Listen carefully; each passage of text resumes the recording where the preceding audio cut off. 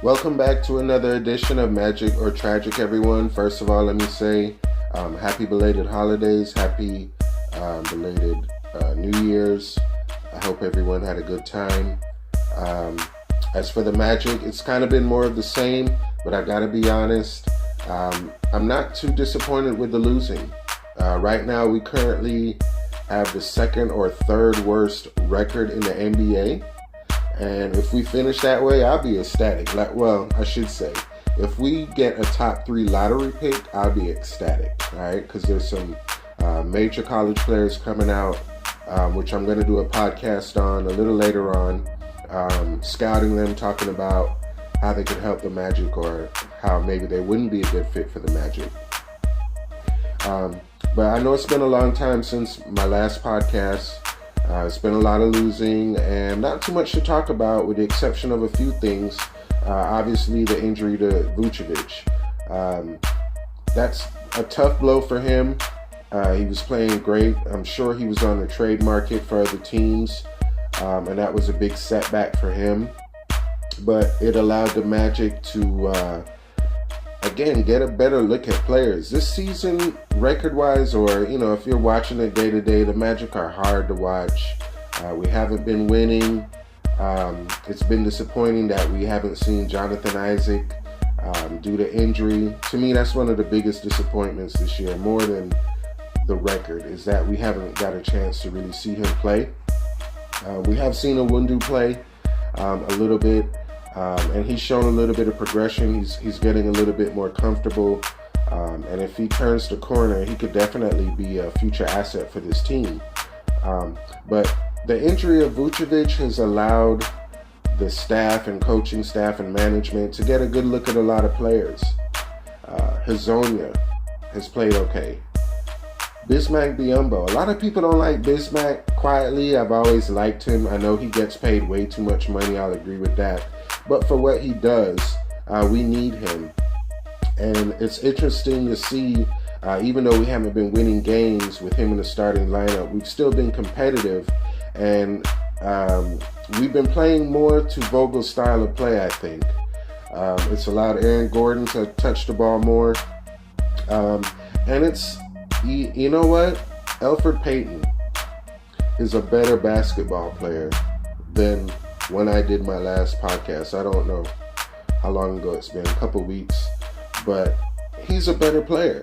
Now, the stats may not show it, but when I watch him, he's different. He's a better player.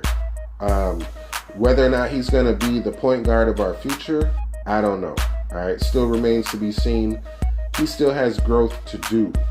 But if I had to put one word on it for Elfrid, what I've been seeing from him is confidence. I don't know where it came from. What's clicked in him, but to me, he's a better player, and I hope he continues. Whether even if he's not with the Magic, if he goes somewhere else, he needs to continue whatever he's doing. Whatever has clicked in him needs to continue. Fournier was on the trade block. Fournier to me is kind of like Vucevic in the sense that I think that he's a guy who could really help a contending team. The Pistons were looking at him. They were offering Luke Kennard and Reggie Jackson, Reggie Jackson, I believe, is currently hurt, which is why the trade fell through, I think. However, if he was healthy, I would have made that deal. To get Kennard and Reggie Jackson, I would have made that deal. If no draft picks were involved, at least not a first round pick. So it's interesting to see if any other teams are looking at Fournier. I would like to see him have success if he leaves. Again, I'm not tied to too many players here. I like them, but if they leave, so be it.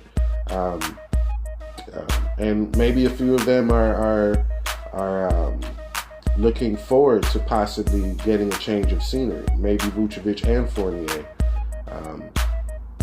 So I guess all I'm trying to say is with all the losing that's been going on, I've been trying to find a silver lining in all of this. And the silver lining is possibly a high lotto pick and possibly,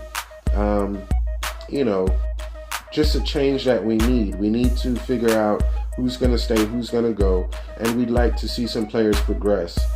We've seen Aaron Gordon take a step this year. We're starting to see something from Elfrid Payton, even though his future is in question. Players like Hazonia, you don't know if he's going to be here next year, but I've always liked him, and when he gets playing time, he does some nice things. He still has some bad decisions defensively. You're not sure, but that's still the problem with this entire team is defensively. It's not offense. So we're going to ride out this season, and I'll be honest. I'm not saying we should tank, but I just don't mind the losing. We still look competitive. We still play hard, I think, for the most part. But right now we don't have the horses, and we're trying to figure out what we need to do to get this team turned in the right direction. So sorry for the layoff, but a lot of traveling, a lot of stuff to do over the holidays. And to be honest, I haven't been that motivated to talk about the Magic until now.